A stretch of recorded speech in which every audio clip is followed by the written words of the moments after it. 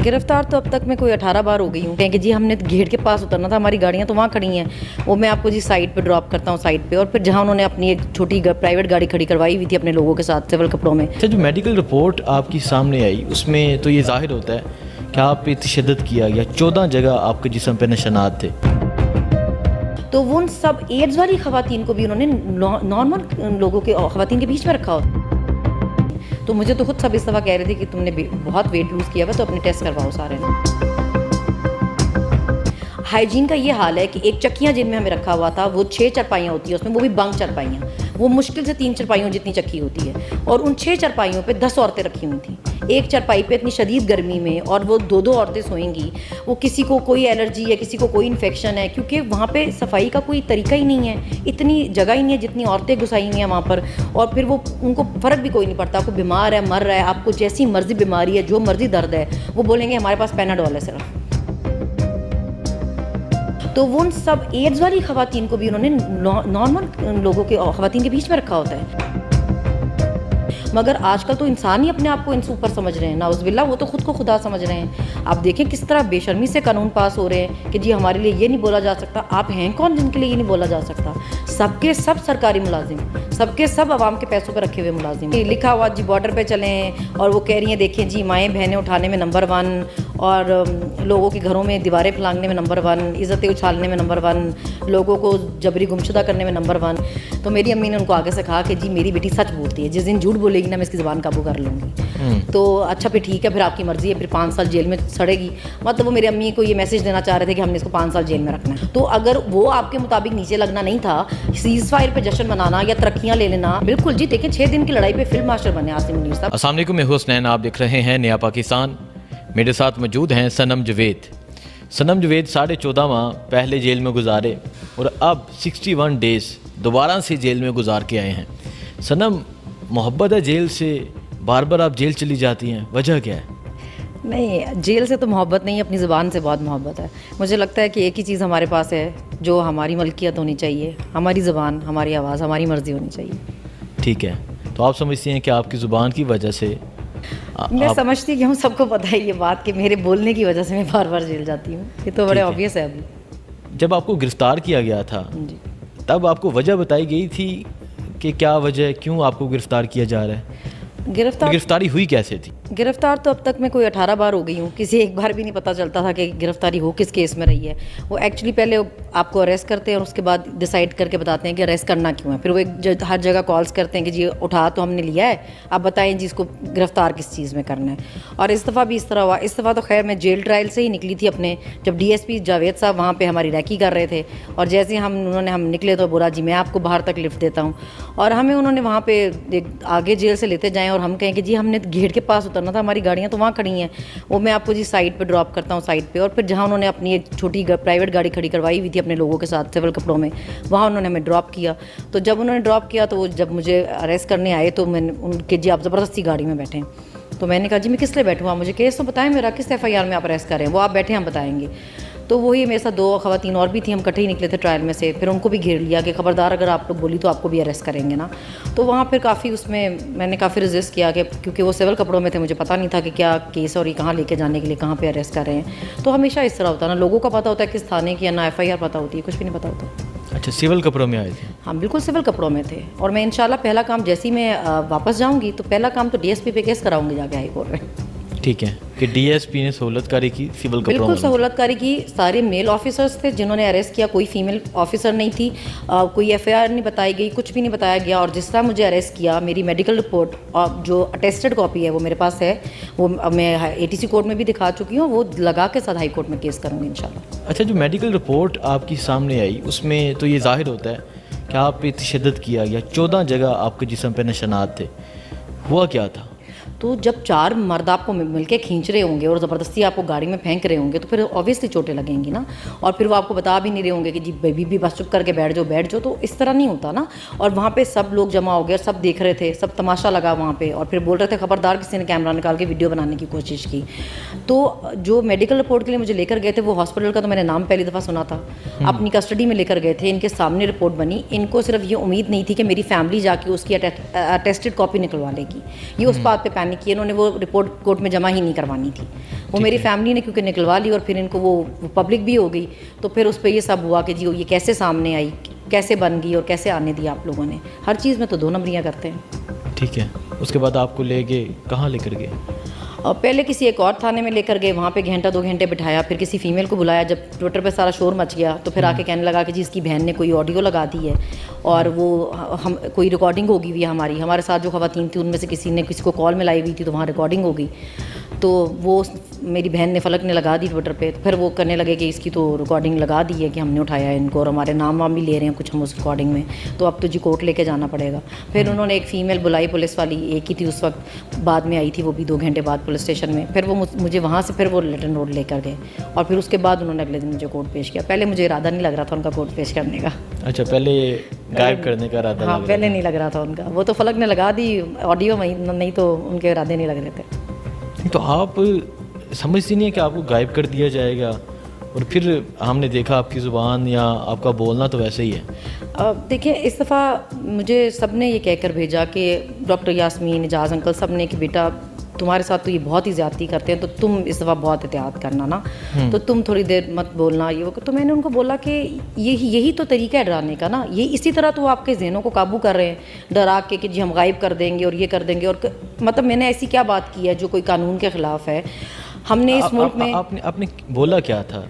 मैंने सिर्फ इतना बोला था कि अपने करने वाले काम करें, जो आपके करने वाला काम है। आपका काम बॉर्डर पे जाना है, जाएं बॉर्डर पे जाएं और अपना काम करें। अगर अपना काम करने के लिए किसी को कह दो इस मुल्क में और उस पर भी आपको मौत आ जाए कि जी हमें हमारा काम करने के लिए क्यों कह दिया, तो मेरी नज़र में तो मैंने कोई गुनाह नहीं किया ना। इस मुल्क में हमने तौहीन के पर्चे इस तरह तो सुने थे कि कोई नबी पाक की शान में गुस्ताखी कर दे या कुरान पाक की शान में गुस्ताखी कर दे, मगर आजकल तो इंसान ही अपने आप को इनसे ऊपर समझ रहे हैं, नाउज़ुबिल्लाह, वो तो खुद को खुदा समझ रहे हैं। आप देखें किस तरह बेशर्मी से कानून पास हो रहे हैं कि जी हमारे लिए ये नहीं बोला जा सकता। आप हैं कौन जिनके लिए ये नहीं बोला जा सकता? सबके सब सरकारी मुलाजिम, सबके सब आवाम के पैसों पर रखे हुए मुलाजिम हो, लेकिन आपसे सवाल नहीं हो सकता। उस पर आप तौहीन के पर्चे करेंगे कि हमारी शान में तौहीन हुई। अच्छा, आप गिरफ्तारी की वजह आपकी ये ट्वीट थी जी बिल्कुल, कोर्ट में दिखाई उन्होंने सारी ट्वीट्स। और मैंने उनको पूछा कि इनमें तो मैंने किसी का नाम ही नहीं लिखा, मैंने किसी को मेंशन ही नहीं किया हुआ, तो आपको क्या पता मैं किसकी बात कर रही हूँ? मगर जिन्होंने किया होता उनको खुद को तो अपनी करतूतें पता होती है ना। अच्छा, कौन कौन सी ट्वीट थी? सब थी जी, लिखा हुआ जी बॉर्डर पे चलें और वो कह रही हैं देखें जी माएँ बहनें उठाने में नंबर 1 और लोगों के घरों में दीवारें फलांगने में नंबर 1, इज़्ज़तें उछालने में नंबर 1, लोगों को जबरी गुमशुदा करने में नंबर 1। तो मैंने कहा जी नाम तो मैंने फिर भी इनमें से नहीं किसी का लिखा हुआ। अच्छा। मगर जो नंबर 1 है उनको पता तो है ना कि हम ही नंबर 1 है। तो उनको बहुत बुरा लगा फिर ये। अच्छा, मतलब ये जो ट्वीट्स आपने आखिरी टाइम की वो कोर्ट में भी दिखाई गई? पूरा पूरी की पूरी सब ट्वीट्स दिखाई हुई थी, प्रिंट हो गया? सब के सब उन्होंने प्रिंट की हुई थी और सारा पूरा वो लेके आए हुए थे स्क्रीनशॉट सारी की सारी। ठीक है, तो आपसे आके कोई डिमांड की गई वहाँ या कुछ पैगाम दिया गया कि बीबी अब खामोश हो जाओ, बस बहुत बर्दाश्त कर? नहीं, उन्होंने इस दफ़ा ये किया ना कि मुझे उन्होंने स्पेशल उनको जेल में इंस्ट्रक्शंस दी गई कि जी इसको डॉक्टर यास्मीन के साथ नहीं रखना और जो दूसरी क्रिमिनल्स हैं उनके साथ इनको रखना है। तो फिर मुझे उनके साथ उनके सेल में रखा गया। कोई ज़ाहिर मर्डर में थी, कोई ड्रग केस में थी, कोई किडनैपिंग में थी, कोई फ्रॉड में थी, डिफरेंट केसेस में ख़वातीन थी वहाँ पे। तो उस बेस पे इन्होंने मेरे घर वालों को ब्लैकमेल किया ना। उधर उनको मेरे अब्बू को कॉल करके डराते थे कि ये जो है ना हमारे एक्सेस में है जेल में ना, हमें पता है किधर है, किस सेल में और किन ख़वातीन के साथ हैं। तो उस तरह वो मेरे अब्बू को ब्लैकमेल करने की कोशिश करते थे और उनको डराने की कोशिश करते थे। मेरे अब्बू ने ये जज के सामने बताया कि मुझे इस तरह कॉल्स आ रही हैं। तो मैं तो आराम से खड़ी थी, तो जज ने कहा कि आपकी बेटी तो आराम से खड़ी हुई है, वो तो मतलब नहीं डर रही हैं। तो पापा ने कहा कि जी ये तो डरती ही नहीं है, ये डरेगी तो तभी मसला हल होगा ना, मसला ये है कि यही नहीं डरती है। तो मैं तो आराम से खड़ी थी। मैंने कहा आपको वो डराएंगे, यही करना उन्होंने, और क्या करेंगे। आपके अब्बू ने एक इंटरव्यू दिया, मेरी उनसे बात हुई, तो वो इंटरव्यू में कह रहे थे कि आपको कहा गया कि 5 साल सनम जेल से नहीं निकलती। जिसने मुझे कहा होता उसकी खैर नहीं थी, फिर 5 साल मैंने उसका पीछा नहीं छोड़ना था। मुझे नहीं कहा गया, ये मेरी अम्मी आई जेल में मेरे से मिलने और फिर अतीक आए। तो ये एक हमारे जेल में डिप्टी सुपरिटेंडेंट थे कामरान साहब कोई, उन्होंने एक दफ़ा मेरी अम्मी को पकड़ लिया कि जी आप अपनी बेटी को तमीज़ नहीं सिखाती और ये बोलती इतना है, ये ना बोला करे, इसकी ज़बान काबू करें। तो मेरी अम्मी ने उनको आगे से कहा कि जी मेरी बेटी सच बोलती है, जिस दिन झूठ बोलेगी ना मैं इसकी ज़बान काबू कर लूँगी। तो अच्छा फिर ठीक है, फिर आपकी मर्ज़ी है, फिर 5 साल जेल में सड़ेगी। मतलब वो मेरी अम्मी को ये मैसेज देना चाह रहे थे कि हमने इसको 5 साल जेल में रखना है। फिर अतीक को एक दिन पकड़ लिया कि जी आपकी बीवी है, आप समझाते नहीं, आप इसको चुप करवाएं। तो उन्होंने कहा कि जी मतलब गलत क्या बोलती ही है ना सिर्फ, और क्या करती है। तो वो फिर मुझे जब पता चला तो फिर आपको पता है मैं तो इतनी नहीं हूँ कि मेरी ज़बान तो सबको पता ही है, अल्लाह के फजल से वो किसी के ऑर्डर पे तो नहीं चल सकती। तो मैंने तो सुपरिटेंडेंट को ही पकड़ लिया। मैंने कहा जी आपका डिप्टी जो है वो होकर मेरे घर वालों को ये कहने वाला, मेरी ज़बान उसका मसला ही नहीं है, वो मेरा मसला है। جو مجھے صحیح لگے گا میں بولوں گی. میں 5 سال رہوں یا 50 سال رہوں, اس کے گھر تو پھر بھی نہیں آنے والی ہوں, نہ 5 سال بعد نہ 50 سال بعد. تو وہ اپنے گھر کی خواتین پر نظر رکھے نا. میرے لیے اس کو بالکل پریشان ہونے کی ضرورت نہیں ہے. ویسے بھی جیل میں جو آپ کے سارے کام چل رہے ہیں ان کو ٹھیک نہیں چل رہے, جو طریقے ہیں آپ کے جیل کے نا, تو آپ کا فوکس ان پہ ہونا چاہیے, دوسری عورتوں پہ نہیں ہونا چاہیے. ٹھیک ہے, اس دفعہ آپ نے 61-62 ڈیز 62 دن جیل میں گزارے, کیسے گزرے ہیں دن آپ کے؟ جی دن تو پہلے بھی مشکل کیونکہ اس سے پہلے بھی آپ 14.5 ماہ گزار رہی ہیں, تو تھوڑی سی ٹریننگ تو ہو چکی ہے آپ کافی حد تک. دیکھیں جب آپ پہ ایک چیز آئی ہے تو وہ تو پھر آپ نے کرنی ہے. اب رونے دھونے کا تو فائدہ ہے نہیں, یا آپ رو کے کر سکتے ہیں یا آپ ہنس کے بھی کر سکتے ہیں. تو ہم نے ہنس کے کیا. جو لوگ دیکھنا چاہتے ہیں کہ ہم ڈریں یا ہم روئیں یا ہم پریشان ہوں یا ہم شکوے شکایتیں کریں, ہم ان کو موقع نہیں دیتے. ہم ٹرائل پہ تقریباً ہفتے میں 5 دن جاتے تھے. ایک فرائیڈے والا دن آف ہوتا تھا, تو ہم سب وہاں اکٹھے ہوتے تھے اور ہم خوب ہنستے تھے. ایسے لگتا ہی نہیں تھا جیسے ہم ٹرائل پہ آئے ہوئے ہیں, لگتا تھا ہم پکنک پہ آئے ہوئے ہیں. اور جتنے یہ جھوٹی گواہیاں دینے والے بیٹھے ہوتے تھے, یہ سب حیران ہو کے ہماری شکلیں دیکھ رہے ہوتے تھے کہ ہم تو ان کو بار بار میسج دے رہے ہیں کہ ہم نے آپ کو سزائیں دے دینی ہے, سزائیں دے دینی ہیں, اور یہ ہنس رہے ہیں اور گپ شپ کر رہے ہیں اور انجوائے کر رہے ہیں, ان کو کوئی فرق ہی نہیں پڑا. تو ہم یہ بتانا چاہتے تھے کہ آپ لوگوں کو ڈرانا چاہ رہے ہیں, لیکن اب پاکستان بھی سب جانتا ہے, عوام سب جانتی ہے, اور ہمیں بھی پتہ ہے کہ ہم سچ کی طرف کھڑے ہیں. ٹھیک ہے, تو اچھا یہ بتائیں کہ جیل میں دن کیسے گزرے تھے آپ کے, کیا کیونکہ سنا ہے کہ کافی سختی کی گئی ہے آپ پہ, اور یہاں باقی جتنے لوگ ہیں ان پہ کافی سختی کی جاتی ہے. وہ مجھے اندازہ نہیں تھا کہ وہ میرے انٹرویوز بیٹھ کے بیچارے اتنے غور سے دیکھتے ہیں. وہ بیچارے اتنے ویلے تو خیر ہے, اس میں کوئی شک نہیں ہے, لیکن وہ کہیں میرے انٹرویوز دیکھتے رہے, اور اس میں کیونکہ بار بار یہ بتاتی رہی کہ ڈاکٹر یاسمین ہمیں کیونکہ بہت موٹیویٹ کرتی تھیں اور وہ بہت ہمارا خیال بھی رکھتی تھیں اور ہمیشہ ہمیں حوصلہ دیتی رہی ہیں. ان کی وجہ سے انہوں نے ہمیں کہا کہ ہمیشہ آپ سر اٹھا کے چلیں, اور ہمیشہ جب باہر نکلیں تو آپ کے دانت سارے باہر ہونے چاہیے, مسکراتی جایا کریں. تو انہوں نے کہیں وہ دیکھا, تو پھر انہوں نے بولا کہ جس کو ڈاکٹر یاسمین سے دور رکھنا ہے, ڈاکٹر یاسمین سے نہیں ملنے دینا. مگر کیونکہ ہمارا ٹرائل ہوتا تھا اور ہم 4 بجے تک تو ٹرائل میں ہوتے تھے روز, تو ہم وہاں سب اکٹھے ہوتے تھے, ڈاکٹر یاسمین, عمر بھائی, اجاز انکل, محمود رشید صاحب, شاہ محمود قریشی صاحب, تو ہم تو 4 بجے تک سب اکٹھے ہی ہوتے تھے. تو وہ اپنے یہ کوشش, ان کو لگتا تھا شاید کہ اب مجھے ڈاکٹر یاسمین سے دور رکھیں گے تو شاید میں کوئی بہت پریشان ہو جاؤں گی اور میری زبان قابو میں آئے گی. اپنی طرف سے بیچارے اس کوشش میں تھے کہ دوسری کرمنلز کے ساتھ اگر ہم رکھیں گے تو شاید یہ اس سے بھی ڈرے گی. پر میں ہر کسی کو پہلے بتا دیتی تھی میرے پہ 18 پرچے ہیں. اچھا, ہاں یقیناً میں ان کو بتا دیتی تھی کہ میرے پہ 18 پرچے, تم لوگ جتنی مرضی بڑی کرمنلز ہو قانون کے مجھ سے بڑی کرمنل. میں ایک ہی ٹائم میں پاکستان کے ہر شہر میں تھی. دہشت گردی کی ماشاءاللہ سے ہر دفاع ہے میرے پہ, اور کوئی ایسی ایلیگیشن ہے نہیں جو میرے پہ. مطلب آپ کو بڑی بڑی کرمنل کے ساتھ رکھا جاتا تھا کہ اب صنم ڈر جائے گی کہ یار یہ تو قاتل ہے, یا یہ اس نے یہ مرڈر کیا ہے, اس نے یہ جرم کیا ہے, تو آپ بجائے اس کے کہ وہ آپ کو ڈرائیں آپ ان کو ڈرا دیتی تھی کہ خبردار. میں ان کو پہلے ہی بتا دیتی تھی, بولتی تھی آپ کس کیس میں بولتی تھی دہشت گردی, میرے پہ 18 پرچے, تو وہ دوسری بات ہی نہیں کرتی تھیں, خاموشی ہو جاتی تھی. اچھا مجھے یہ بتائیں, جیل میں جب آپ تھیں تو بہت سی چیزیں ہوئی ہیں باہر.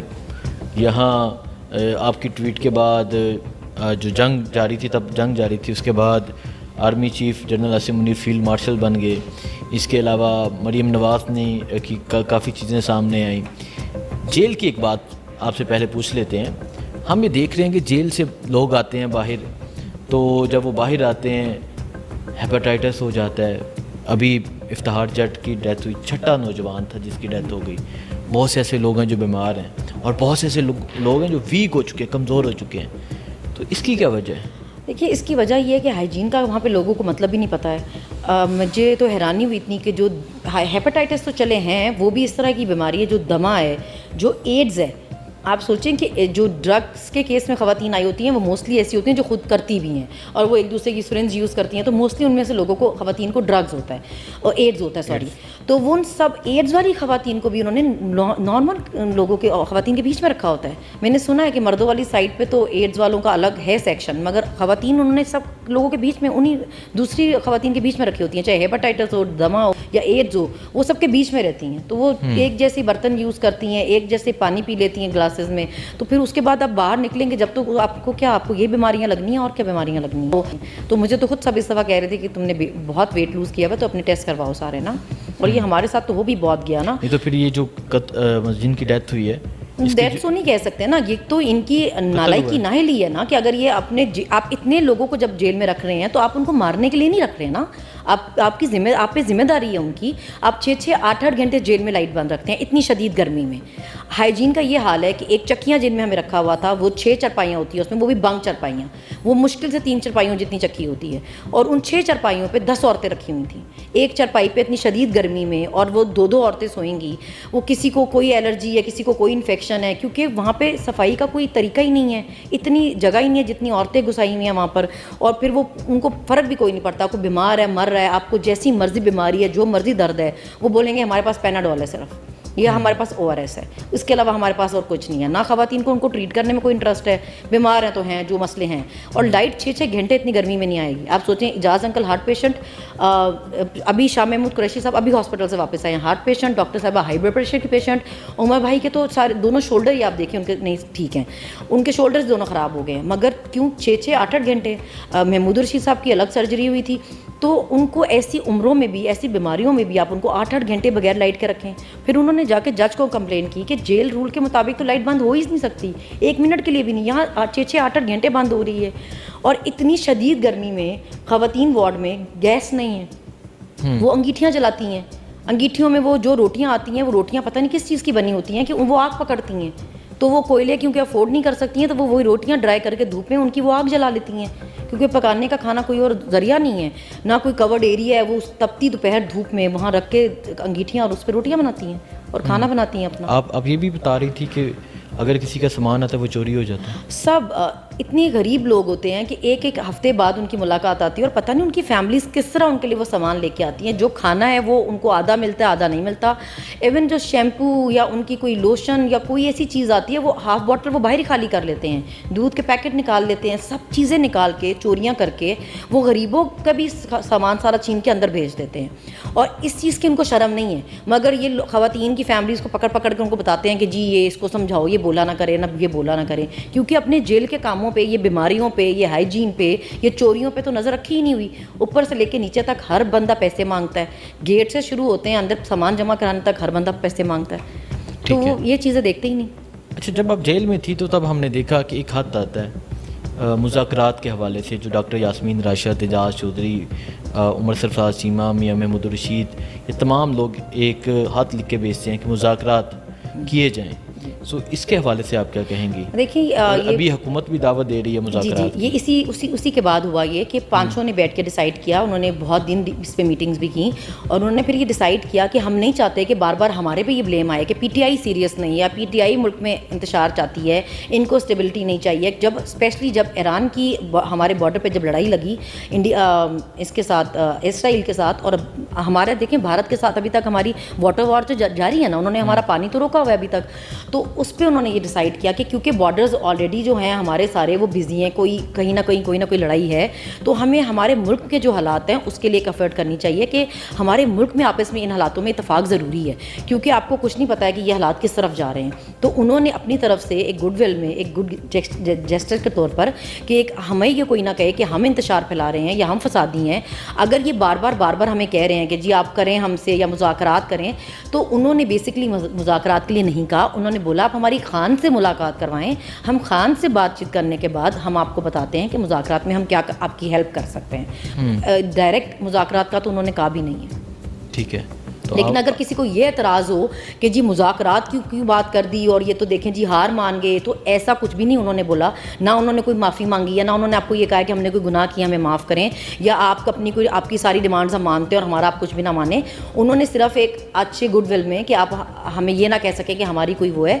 और फिर देखें जी इसी मुल्क में लड़ाई लगने पर इंडिया के साथ जब सीज़ फायर हुआ तो उस पर बड़े जश्न मनाए गए ना, तो वो भी मुज़ाकरात ही है ना जो हुए। लड़ाइयाँ भी हो रही हों, ईरान का इजराइल से चल रहा था, अमेरिका से जब मुज़ाकरात चल रहे थे तो बॉम्बिंग भी चल रही थी, साथ मुज़ाकरात भी चल रहे थे। तो अगर वो आपके मुताबिक नीचे लगना नहीं था, सीज़ फायर पे जश्न मनाना या तरक्कियाँ ले लेना वो नीचे लगना नहीं था, तो फिर अगर हमारी तरफ से मुज़ाकरात का कोई सीनियर्स ने लेटर भेजा है तो आपको उसको भी फिर रिस्पेक्ट करना चाहिए ना, आपको उसको भी फिर सही पॉजिटिव वे में लेना चाहिए, तरक्कियाँ लेने का। बिल्कुल जी। देखिए 6 दिन की लड़ाई पे फील्ड मार्शल बने आसिम मुनीर साहब, बहुत बहुत मुबारक हो जी उनको, जंग लगती तो पता नहीं क्या बनते।